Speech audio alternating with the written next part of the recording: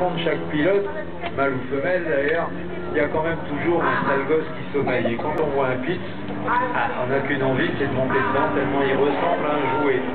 Donc on monte dans le pitch, on commence par découvrir que on croyait qu'il était petit vu de dehors, il est petit, mais quand on est dedans, on a l'impression de s'être assis au fond d'un fuste 100 litres. Le fuselage, il est bas. Et c'est qu'évidemment, c'est un fuselage pour des Américains qui sont des beaux bébés, bien nourris, et donc il faut de la place. Alors donc, on descend au fond de ce fuselage qui est tellement vaste que même assis sur 2 parachutes, on n'y voit rien à l'extérieur. Alors bon, on se dit que de toute façon, l'important c'est d'être en ligne de vol, et qu'une fois en l'air, les choses s'arrangeront.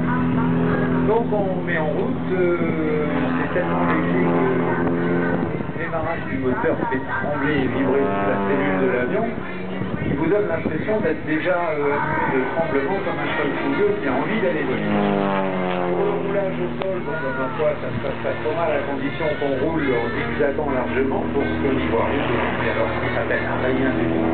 Quand on arrive en bout de piste, on dit on va décoller, on avance, la manette des gaz est là.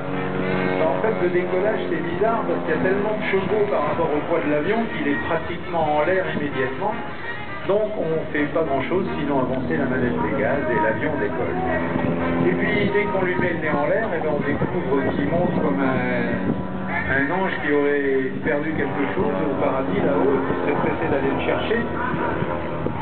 On monte et une fois qu'on est un peu en altitude, on commence à voltiger avec. Et là, on découvre un avion qui est... il n'est pas très doux finalement, mais il est d'une efficacité énorme. C'est un truc, on enfile cette machine, on serre bien le harnais, on a l'impression que d'un seul coup, les ailes ont poussé.